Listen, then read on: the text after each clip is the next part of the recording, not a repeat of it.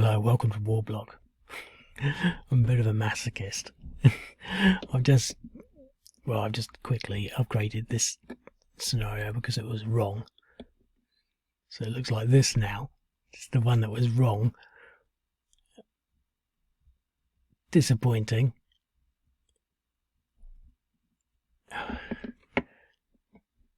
Open that up in Maps. It's got me thinking really, because I just made an assumption that ChatGTP was sort of okay, which was wrong. But it sort of made me realise that what I do is fairly specific and fairly accurate.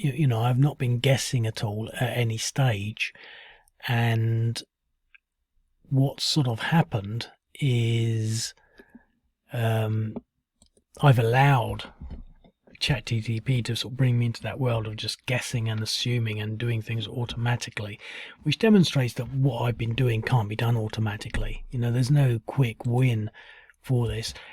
It's a bit weird really, because I did actually think that suddenly ChatGTP and AI would suddenly come on leaps and bounds. It could do these really fantastic things, basically because it can with it's quite amazing actually, because it can do really, really clever things with code. And I'm beginning to for example, I had to set up some CSC, SCS in an AWS instance where I've got sort of a VPS, and then integrate that with WHM, which is a server, to sort of send mail through the AWS SCS system, which is better for things like Hotmail, because their clients' sort of email was being stopped by Hotmail, and they were getting pretty frustrated with it. And in the end, the system is actually quite good, but the full instructions I would probably have not been able to figure out easily myself.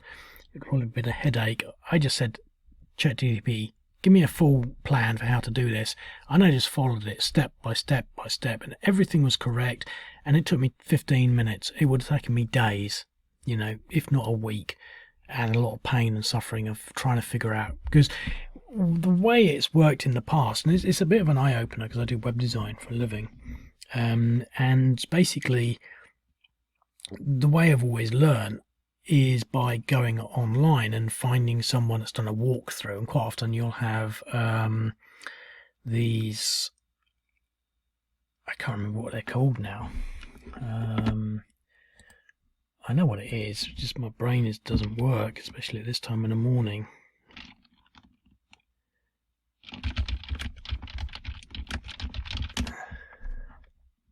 Stack Overflow. So if you wanted to do something, let's suppose, and quite often I will always look for, give me an example of a for loop, because I can never remember how to do it, a for loop, a while loop, just to go through an array. There are other things like substring. Exactly how does that work? String position, I can't remember how that works. Substring is when you substitute something, and I always look it up. But when you've got something that you don't know, all I've done is code hints site. It's come up with Stack Overflow newest questions. When you've got a problem, you'd always go to something like this. For example, this is a question about React setting client secret using use state not updating before I call Stripe confirm car payment. I know what this is all about. And if I'd had a problem like this, I might have been typing this. Interestingly enough, I've just been learning React myself, basically after meeting someone that does it, and I did it with ChatGTP. It taught me all about React in no time at all. And I know a lot of the benefits of it, but I'm probably not up to this level of React coding, just sort of basic things, and getting ChatGPT to do it. But I do a lot of, as the Warblog site shows, a lot of that sort of stuff. But the thing is, what would happen ordinarily, you would go to a site like this and you're trying to find something. Now, this might not be exactly what my problem is.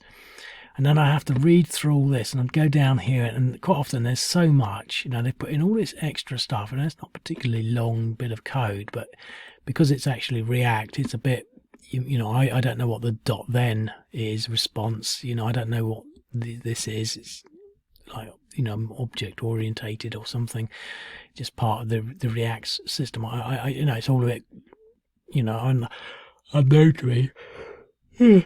Again, I am getting tired. And look, no one's replied to it.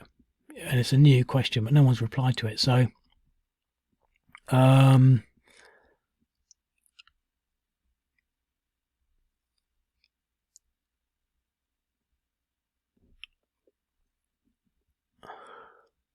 so they've got a chat thing there. They're probably really trying to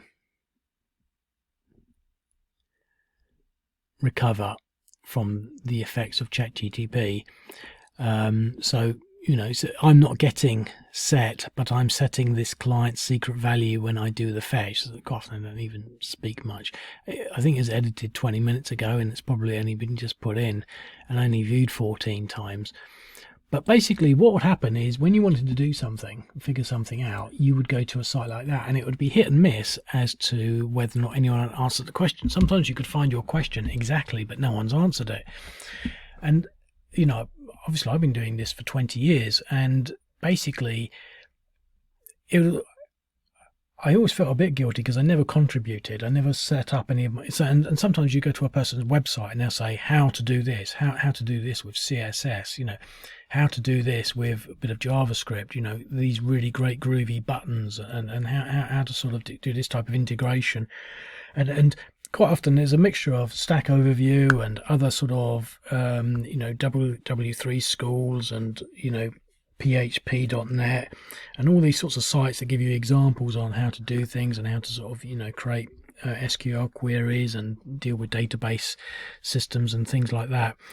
And that was how you would learn, and quite often it would be sort of quite difficult to find out a solution, and quite often people would be quite scathing and in the solutions, expecting people to know this sort of stuff. And the bottom line is there was a certain sense that these people were helping you, not only just helping you, you weren't paying them, and they were helping you, and you could be earning quite a lot of money from what you're learning. And quite often you'd find that a solution would have something missing. They would change one variable so that it wouldn't work, and because you were stupid, you wouldn't figure out what that variation was without spending 3 hours troubleshooting it. But the point I'm trying to make is that now that you've got ChatGTP, I should really call it AI because I can't say ChatGTP without messing up somewhere. Now that we got that, basically I know for certain from what I've read on the internet that Stack Overflow has basically died. It's dead. People have just literally stopped using it. When ChatGTP came out about 2 years ago, they said from then there was it went up. There was a bit of a peak of things being asked during the COVID lockdown, and when ChatGTP came out 2 years ago, it should be 23, beginning of 23 if I recall, then, or the beginning of 24, I don't know when it was, but basically when it came out, there was a sudden drop, and commentators said, a lot of the developers are no longer answering questions, which basically was apparently a nice way of saying that they're not visiting the site anymore, and so questions are not being answered. So people would come along with a question, but the devs are not there to answer them anymore. They've sort of left. And in many instances, people are not coming there to ask the questions. I can't remember what way it goes around, but basically their traffic level has dropped by about 90%. They've got this sort of way of telling how many questions have been asked, and they've dropped by 20%, by 90%, because basically people are just going to ChatGTP. So, for example, going back to that situation with the AWS SES, I wanted to integrate this. I wanted to integrate my client's email routing through the AWS SES environment. Well, the thing is, I didn't even know I wanted to do that. I'd heard about it before. I set up about 3 or 4 years ago, I set up an AWS server, and basically I wanted to use the email. I said, I'll set it up with emails from it. It's AWS. It's going to be great. And I had to do it before. I didn't realize what I did before. You have to apply to AWS to open the port. And I applied to open the port and they refused. We're not opening that port. It's the mail port. And I thought, why can't I do that? And I seem to remember there was some subtle indication saying, oh, they want you to use SCS, which is Simple Email Service. But I thought, oh, that's just stupid. I just want to set it up. I've got cPanel, or in this instance I had something else. I've got my own environment. I can't remember what it was now. I can't remember anything. But I've got my own server instance running with a server interface, and I can go in there and I can go in there and I can create I can create email accounts, and get a pop details, SMTP details, usernames and passwords and things like that. And that's what I wanted to do, and they basically said no, so we had to do it some other way. Even went to IBM servers, which was a bit fancy. Should have stayed there, really. It's quite nice, but more expensive. But basically, essentially, to learn that, I would have had to have gone to something like Stack Overflow, and actually say, how do I set up this SE? And it would have been complicated because no one would have given the direct and full instructions. People would be saying, "Oh, I want to set up, I want to set up a SES sort of routing," but they would have been using maybe a different server environment, and my client was using cPanel with WHM. But basically, I didn't even know that. So all I knew was that my client's emails were being blocked, and the emails were being blocked by Hotmail. And I said, and my client has been on to me probably for about a year, and every time I do that, I come up with one solution after another. So we get increased. I'm looking at the, I'm looking at all the SPF records, the DKIM, the DMARC. I'm going through it, and I said, I've done everything. There's nothing more that I can do. Anyway, I got this. He said to me again, we're still having problems sending to Hotmail, and he's getting quite tired because he doesn't really know who to believe, whether it's whether or not, because I was sure, and to be quite honest, I still am, because Hotmail shouldn't be blocking mail. It's on an AWS server, as though that's sort of like unreputable. But anyway, I just sat there, and I hadn't really done a lot of this. I've done it a couple of times before, but I just dumped the error message into ChatGPT. I said, "Look, how can I solve this?" Because I've been doing more of it. It's only been the last 3 months that I've been starting to use it for my business. Before, I just used it on pictures and stuff. Because to be quite honest, I tried it with my Warblog stuff here, and it was as hopeless then as it is now with understanding spatial stuff, and I just assumed that it was rubbish. So I hadn't actually used it, and I think this is a bit of a mistake because I've lost 2 years of not using it for my business, and it is gold for your business. It really is. It just solves things straight away. So I put this email rejection into ChatGPT, and it came up and it said, "Oh, your server's on an AWS block, but it's not. You're running through SCS. I would recommend putting it through SES." Many suppliers like Hotmail and Gmail frown on email coming directly from a server stack. SES is a far more far more reputable routing mechanism. And I thought, really? So I said to it, "How do I set it up on SES?" And he says, "Well, you just go in," and gave me a list of instructions. And here's the most interesting thing, because basically my client, I set up on an AWS platform, and I'm just dawdling here, but it's all sort of connected. He did the billing. Basically, he installed two-factor authentication without telling me, and I couldn't get in, and he didn't know what he'd done. And he wasn't particularly helpful because this email message was coming through. So I said to him, "Listen, I've got an idea of what this is. It needs to be SES on AWS." And he said, "Yeah, it seems to me that AWS is the root of all these problems." And I knew where he was going with that. It was like he was going to somehow take it somewhere else. I said, no, AWS is fine. I think I've solved it. I think I can do it. I think you need to set it up on SES on AWS. And I think that he sort of lied a little bit, and he because up to then he denied having set two-factor authentication. He said, "Oh, I can log in." "Oh, really?" "I'm pretty sure that I knew that you could log in all the time. But in his defense, you can sort of say these things are silent pass keys. They're on it's on his phone, and it automatically logs him in. It automatically authenticates every time he logs in. But anyway, so he said, I can log in. I said, right, okay, what I need. So I said to ChatGPT, my client can log in, but I can't. And it said, oh, you need to be set up as IAM user. And this is just way too complex for me. And I said, really? How do I do that? And he gave me the full instructions. And so I sent the full instructions over to the client, and he set me up as an IAM user, and I got to log in, and it's quite complicated, but he just followed the instructions, and I got in as an IAM user, and I logged in, but I didn't have any privileges. I said to ChatGPT, I don't have any. He sent me this over. He's now gone through all these steps, and he's logged me in as an IAM user. I can log in, but I don't have any privileges. They said, oh, well, what you need to ask your client to do is to go in, press this button, press that button, give you the privileges, and you'll have full access. So I sent him the instructions, and he followed them, and I got full access. So that was ChatGPT getting me into the AWS system when I'd been locked out because I didn't have two-factor authentication in place. And he'd accidentally put it on. And then after that, I said, well, how do I set it up with SES? And he gave me the full instructions. It took about 15 or 20 minutes. It would have taken me weeks otherwise. I would have no idea how to have gone about doing that, because it's quite a complex and vast sort of environment, the AWS system. You have to go to very specific places. There's probably over 100 services that they have in their big menu, with SES, Simple Email Service, being just one of them.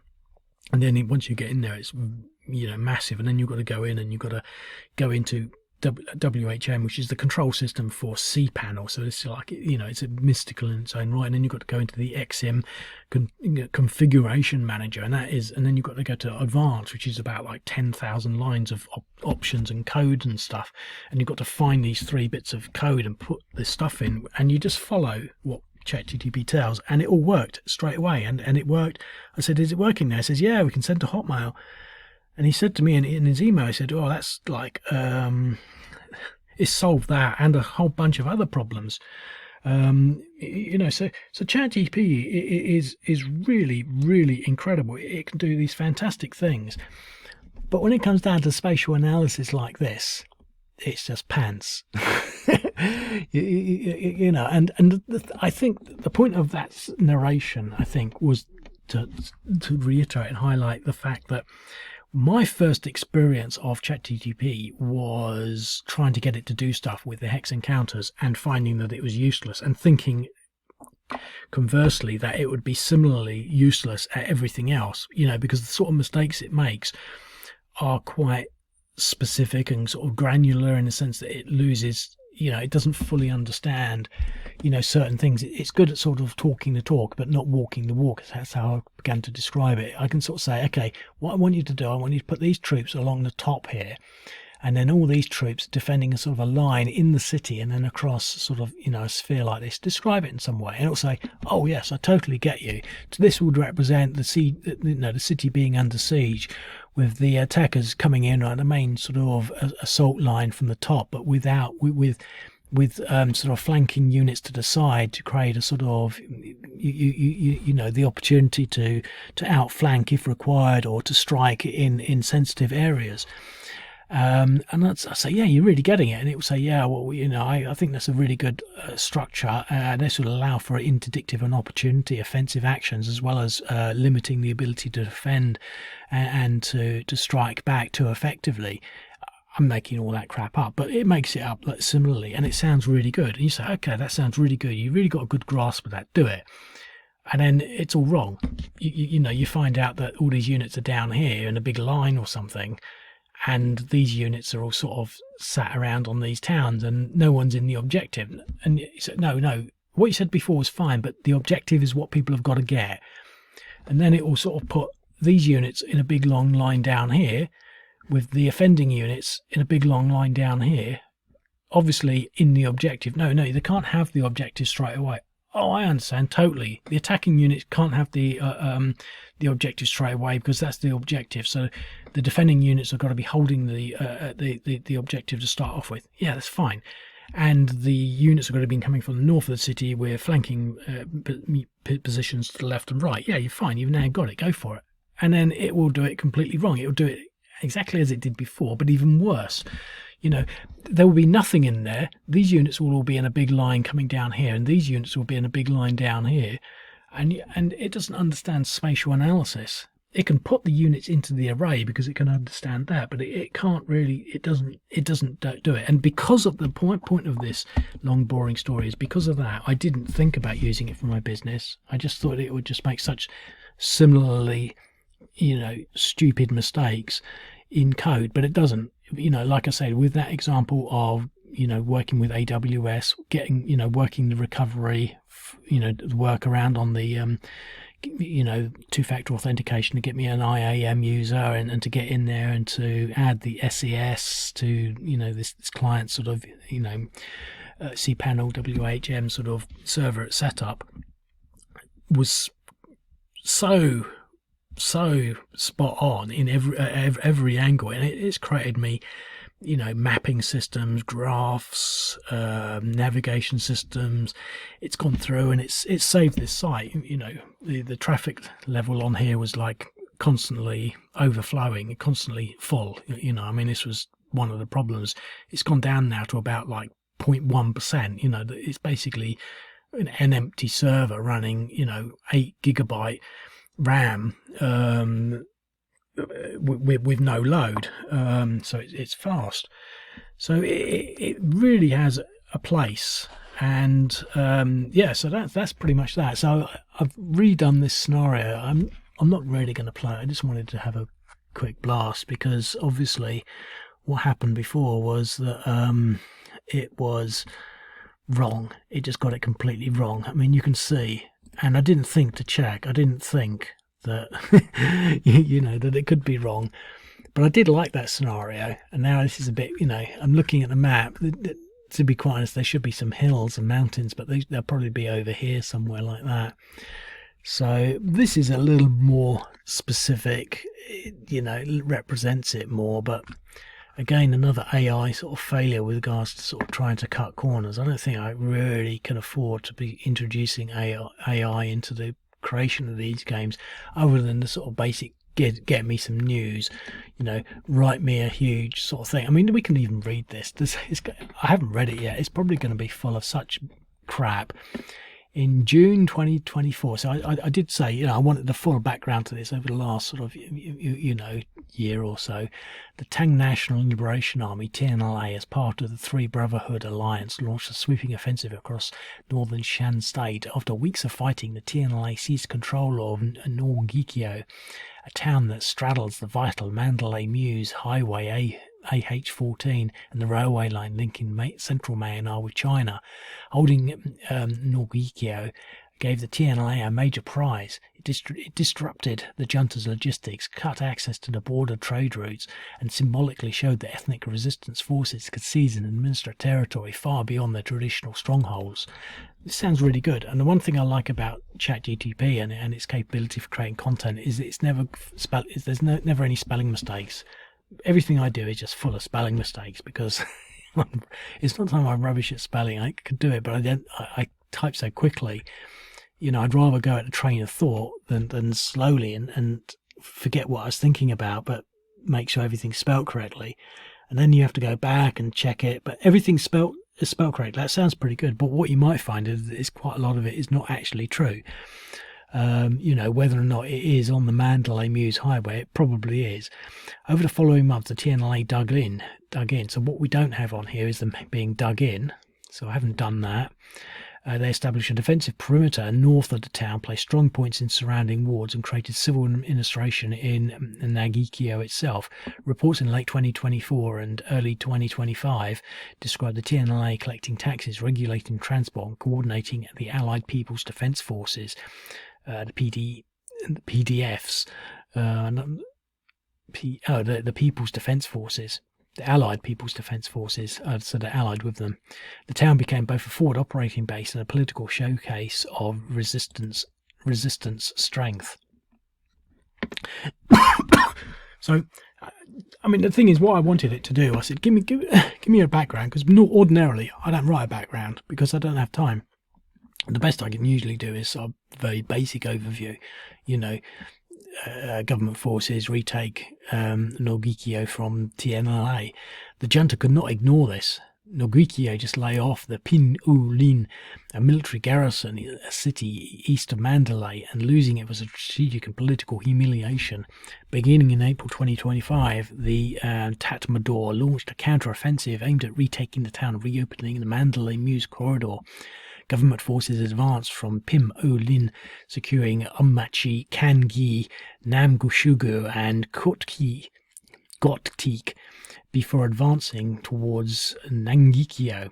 Heavy artillery and air strikes accompanied the advance, with local sources describing daily bombardments. See, this is the sort of thing that, to be quite honest, it's all new to me, because you don't see this reported every day on the BBC at all. And when you do, it's very brief. And ChatGPT has brought this to me. It created all this. I didn't prompt it for anything. I just said, give me the factual background for this scenario over the last 12 months, because I knew it had been ongoing for a long time. And this is basically what's coming. I haven't even read it up to now, and I think this is quite nice. And I'd like to do this for all the games, so that it sort of gives you because this is obviously a kinetic action. This is obviously a military operation, you know, that's probably more involved than anything we've got in Ukraine, because they're just sitting back on deck chairs driving drones at each other. In mid-July 2025, after 3 months of fighting, the military claimed success. On 18th of July 2025, the junta announced that its forces had recaptured Nawnghkio, releasing photos of soldiers inside the town's market, police station and administration offices. State media reported that 6 wards had been cleared and that supply lines were once again open. So I haven't read this yet, so obviously it's the 18th of July, and the date that I've got for this is the 3rd of September. So, you know, but the thing is, I think the lesson I'm learning here really is to not basically not to just blindly rely on ChatGPT, because obviously not only were the forces the wrong way up, it's the wrong map. Give me a completely wrong map. But I think the factual stuff, yeah, I would imagine that this is all quite correct. I don't think, you know, any of this is made up. It's got it from news stories. TNLA did, however, acknowledge a defeat. The TNLA, however, did not acknowledge defeat. Its leadership stated that units had moved to safe locations and continued operations in the wider Nawnghkio township. Residents reported ongoing clashes in surrounding areas, with control of outlying villages contested. The recapture was therefore a claim of control by the junta, not a clean break in the fighting. For the TNLA, simply holding Nawnghkio for more than a year was already a political and military success. It had forced the Tatmadaw into a grinding battle that strained manpower, resources and credibility. The first time I got it to do this, actually, it came up with all these peculiar sort of wargamey like objectives. It said, hold the post office by 6 o'clock for 5 extra victory points. You know, if you can reach this point, you'll, you know, gain 10% on your morale. And it was all these sorts of weird victory points, 5 victory points for capturing this by turn 6. But I corrected it. I said, all I want you to do is tell the player what the general overview of what they got to do. So here is what it's interpreted that as, or situation at start of game. TNLA defenders arrayed in a northern arc leading into Nawnghkio, dug into urban hex areas such as Hispor South and the approaches along Lashio Road. Now, we did actually add those to the previous game. You know, I mean, this is what ChatGPT is like. We don't know where those places are, but you might be able to see, if you're especially looking at, there's Hipshore South. It placed Hipshore South there. It placed Hipshore up there. Hipshore was there, and Hipshore South is there. Well, when you, because I said to it, put the town names in, and obviously the map's all wrong. So how did it decide that they go where they go?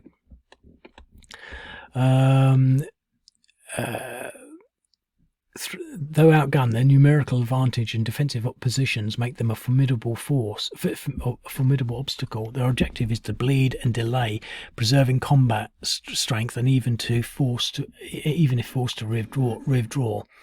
So it's basically giving you an outline of the TNLA defenders. The Mayana attackers massed south of the Nawnghkio Bridge and the valley approaches, preparing to storm Nawnghkio.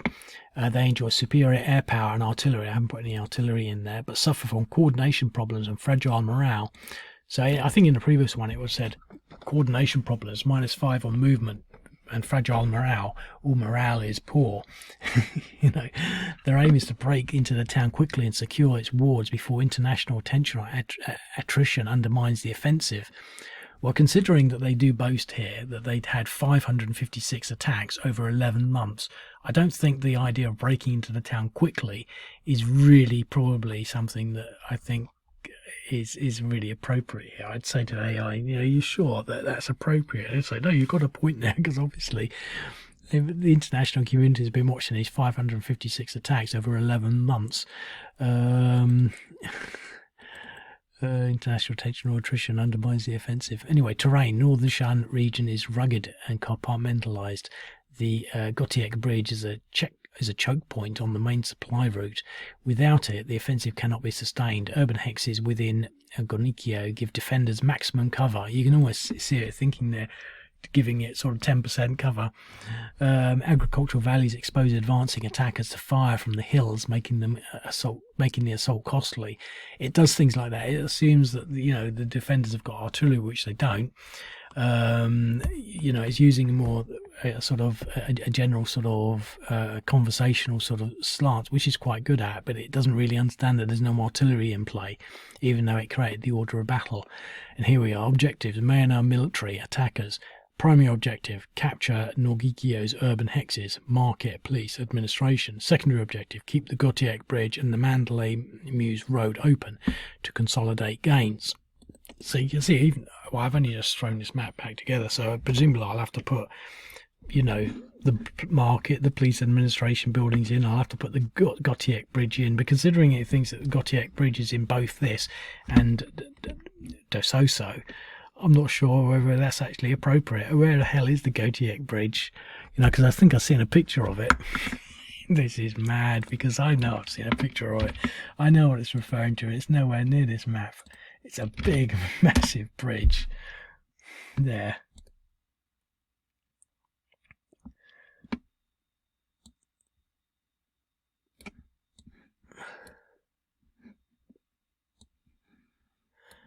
Right, well, that's the Nawnghkio Bridge.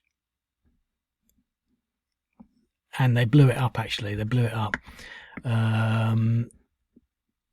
So it's obviously confusing certain things, but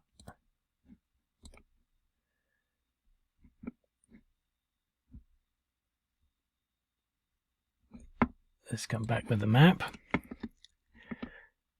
There's the Nawnghkio Bridge, obviously massively significant, because obviously the Nawnghkio Bridge is going over this little river here, and let's just see how close it is to Nawnghkio. There it is. It's nowhere near it. Look, it's all the way over here. Where's Dososo? No idea where that is. There's the 117th Artillery Battalion headquarters. So basically it's making this statement up, talking about this and getting this mixed up. So there you go. That's ChatGTP for you. So I'm going to have to, what I found is that relying on it just gives you all these sort of schoolboy stupid errors that I would never have done myself. Operational risk: command failures and high casualties can turn a tactical victory into strategic loss. Operational risk: bridges such as the Nawnghkio Bridge might appear closer than they really are. TNLA defenders. Primary objective: hold the northern arc long enough to delay or disrupt the junta's offensive. Secondary offensive: inflict maximum losses and preserve forces by withdrawing in good order to safe locations if necessary. Victory condition: even if Nawnghkio itself falls, the TNLA wins historically if the junta cannot stabilize the area. I mean, how You know, how do you play that in hex encounter games? You know, you sort of got to sort of put a spirit level on the table or something to see whether it's sort of like stable or not. Game notes. This is a simulation of events, not a balanced battle. I pointed this out to the end of it. I said to, because it sort of did this, and I said, look, no. I said note, and I was noting for him, or the ChatGTP, to note itself, not to put into print. Note, this is a simulation of events, not a balanced battle. Historically, the junta's recapture was contested. It claimed control on the 18th of July 2025, but the TNLA continued fighting in the surrounding township. Players should consider, could the Tatandor have coordinated better and achieve a cleaner victory? Could the TNLA have held the town outright rather than trading space for time? And what were the real causes of the junta's attrition? Terrain, morale, or command?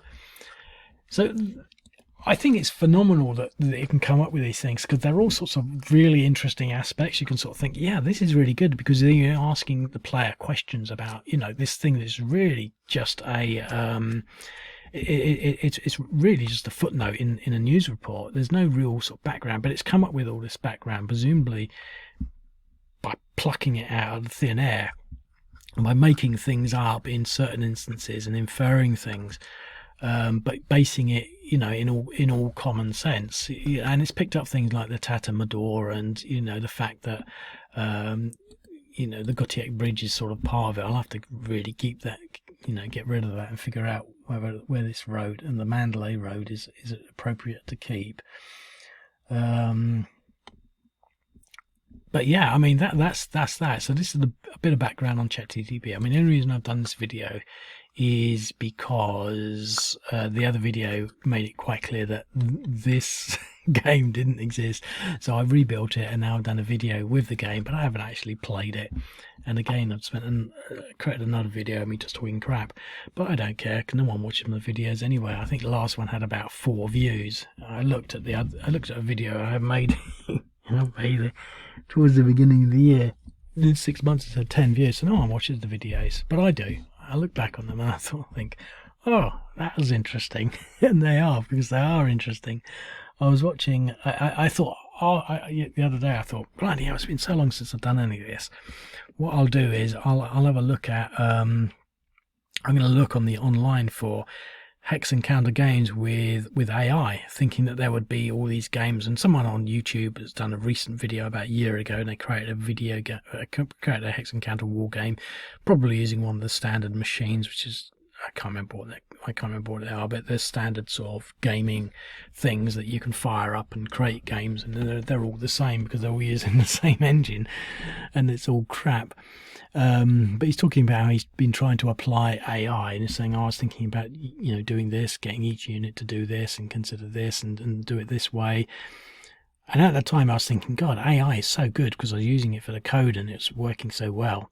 And thought, all you need to do, because I talked to AI and I said, you know, what we need to do is sort of give commands like move up the road and get a foothold in the town, and it understands that. It says that's a fantastic idea. What we'll do, we'll move up the road first with a mechanized unit with support from the infantry and some mobile units on the flanks to take up sort of surprise positions if required, and then the infantry falling in behind to fill in the gaps.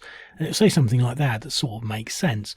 And then when you sort of start to do it, it'll put them in a big line here and sort of, no, on the road. Yeah, we're going to follow advance along the road. Yeah, but you've not put them on the road, you've put them over here. There's this sort of massive gap in its realization. But I thought, I looked on the internet, I thought, someone must be using AI now, because you can create an API instance with OpenAI, and you can get it to do these things. And I was just thinking, I'm going to do that. But, you know, but based on this recent experience, it doesn't know up from down.